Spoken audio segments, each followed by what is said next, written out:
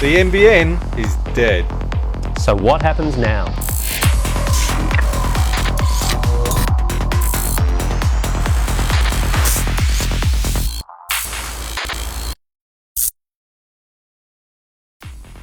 Welcome to Vertical Hold, the tech show where we channel surf through the headlines in search of the big picture. I'm Alex Kidman and I'm joined by a man who recently jumped out of a perfectly good plane, Adam Turner. Adam, what's rapidly falling in the tech world? The Vertical Hold team were big winners at the recent IT Journalism Awards for 2013. Vertical Hold was a finalist in the Best Video category, and both Adam and I were finalists in the Best Tech Columnist categories. Adam was also a finalist in Best Tech Reviewer. But Alex here brought home the glory, winning the Helen Dancer Best Consumer Technology Journalist Award. Go us! Microsoft has caved into pressure and finally decided to sell the Xbox One games console without the Kinect camera and motion sensor. The move brings the entry-level Xbox One price down to $499, undercutting Sony's PlayStation 4, which has always kept the camera as an optional extra. Telstra's announced it's spending over $100 million to try and set up 2 million Wi-Fi hotspots nationwide throughout Australia. Although it's only actually going to be setting up around 8,000 with its own hardware and leveraging its massive customer base to set up the rest. The idea is if you're a Telstra broadband customer, you will offer up a part of your bandwidth to anyone who's passing by who needs a Wi-Fi hotspot, and in return you get to use everyone else's hotspots when you're out and about. If you're not a Telstra customer, you'll be able to pay a fee for the same thing. Telstra's inked the deal with FON, an international hotspot company that offers around 12 million hotspots in other parts of the globe. The service isn't due to kick off until next year.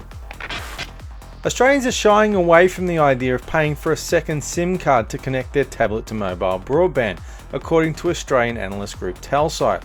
It seems that more than 80% of us would prefer to use a Wi-Fi hotspot or a hotspot generated by a smartphone than pay for a second SIM card. Retailer Dick Smith Electronics accidentally outed a release date for the Google Chromecast, briefly offering it from the 28th of this month for $49. The listing's since been pulled, but it looks increasingly likely that we will see the Chromecast sooner rather than later. So, Alex, it looks like the National Broadband Network is pretty much dead. What do you think? Yeah, I think it's a goner. Yeah, I better call it. Yeah, absolutely. Yeah. Absolutely. 6 feet under, basically, except all the copper ducts are full of asbestos, apparently. But no, but look, I better clarify that.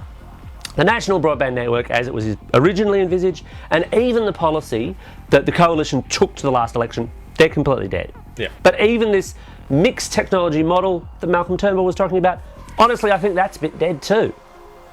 The most recent budget, the government has signalled that they will cease funding NBN Co from 2018 and that the full commitment of their funding is going to be capped out at $29.5 billion. Now that sounds like a large sum of money, and in one sense it is, but it's nowhere near enough to get the job done. They know this, and they've flagged that after that it comes down to private investment. That's why I think the National Broadband Network is dead, because the value of the network is not so much in this argument of, oh well, it lets people pirate TV and that's all people are interested in. No, rubbish. That is not the value of the network. The value of the network is in the interconnectedness.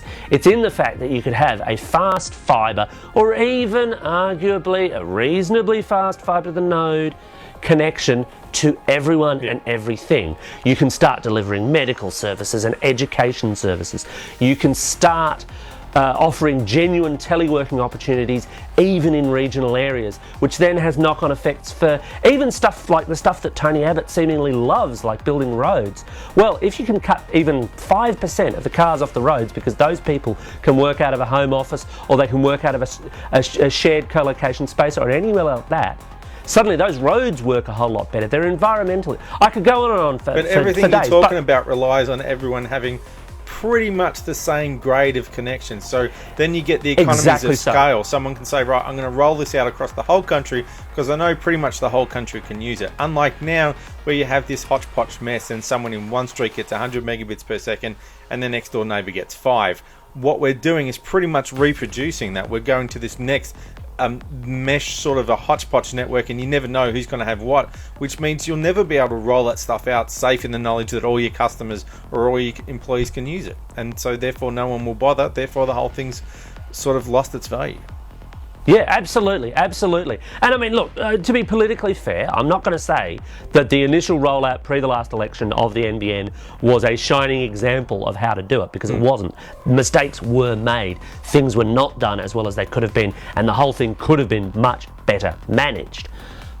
But the underlying idea was good, though. The underlying idea was to do it once, do it right, and give everyone pretty much the same thing. I certainly think was something that had significant economic value for Australia. But it's just not going to happen. No. If the government funding ceases in 2018 and then they've got to chase up private funding, that private funding is going to want a serious and fairly immediate return on its investment. That private money is going to do what telecommunications money has done in Australia forever. Capital cities, big areas, business, and suddenly it's just these, it's the same old. Another generation of haves and have-nots. Exactly, and then suddenly that network is just not as good as it could be. It's a massive, massive missed opportunity. And it even leaves us in this position, and I suppose this is the second part of it, because, look, I don't like it, I think that's probably pretty darn clear, but the reality is that this is the reality.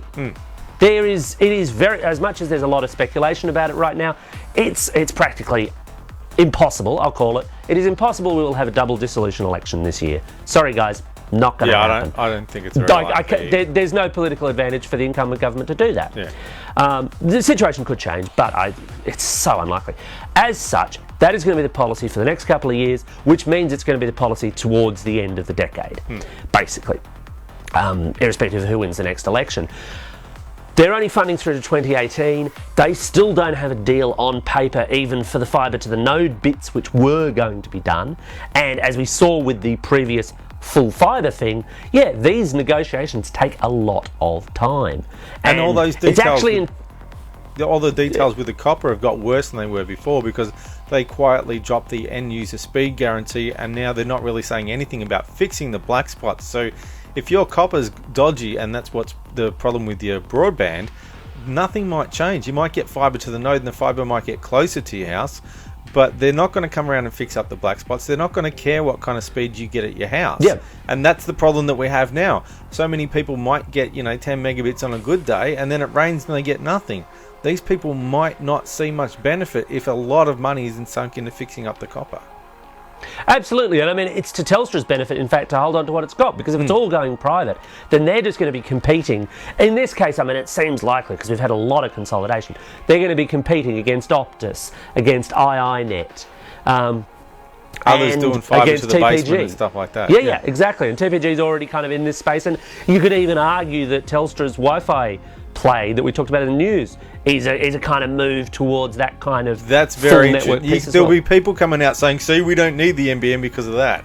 People who don't know what the hell they're talking about. Technical ignoramuses. Yes, but it won't stop them. It won't stop them. Of course it won't. Of course it won't.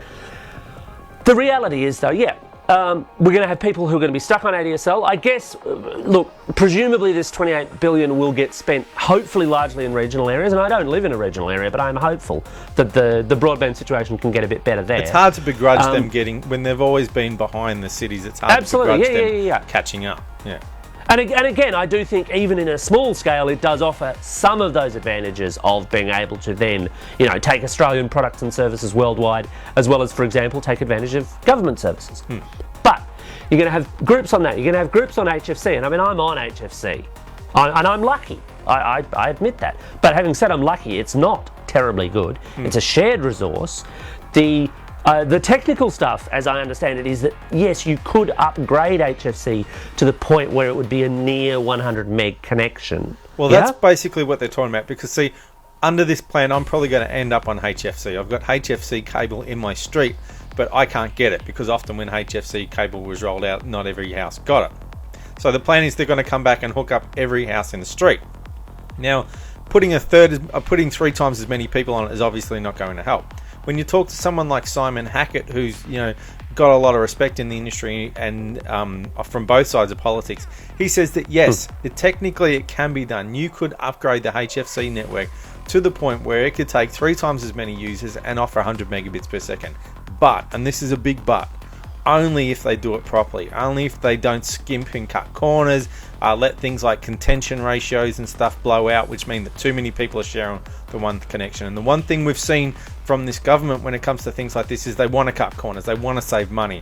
So I don't really think you can trust these people who say, yeah, we're going to do HFC and we're going to make it work, but at the same time we don't want to spend any money on it and we want to do it as cheap as possible. If they do it cheap, then it wasn't worth doing it all, and we're all going to be back where we started. Again, yeah, and absolutely. At the moment, Telstra and Optus own those networks, and they realise that after 2018, they probably want to own those networks again. So either they hold out for the big bucks from NBN Co, and guess what? NBN Co doesn't have big bucks. It's got a very finite limit on its spending. Or they just hold on to it themselves, and people connect up as they have done with the same rotten connection ratios. It's not a good thing. So as such, and this would almost be humorous if it wasn't so bloody sad. A number of weeks ago, the Communications Minister, Malcolm Turnbull, made an offhand comment, and it was a bit snide, I'm sorry Malcolm, but it was, about from a woman who was complaining that she couldn't get broadband services where she'd moved, and he said, and I'm paraphrasing here, why on earth did you move there? Yeah. You should move somewhere where there's better broadband, was the essential gist of his tweet. And as I say, that's not 100% hindsight. But that being said, this caused an enormous storm because it was an incredibly arrogant thing to say. But the reality is, and I'm sure Malcolm probably knew all this whole budget stuff was coming, what with being in the government, is that this is actually what you're going to need to do. If you want a really good broadband service in Australia, you need to move to where the fiber's already rolled out. So in New South Wales, you're talking places like Armidale or Kiama. In Victoria, it's Brunswick. Brunswick's one, yeah. There's a couple of others around. Brunswick is the main one that got rolled out first. Good coffee, good broadband. I think I'd move in and never leave. I might join you. Yeah. But seriously, this I think is where you're going to find decent infrastructure for a while. Obviously, questions about who's going to maintain some of this stuff, although fibre should be more durable than copper, remain. But that's actually where you're going to find good broadband in Australia, probably, I suspect, for about 10 to 15 years. And I mean, that's ultimately why I'm pretty confident saying, look, the national broadband network is dead. Yeah. We've got maybe some little bits and pieces here and there, and that's it.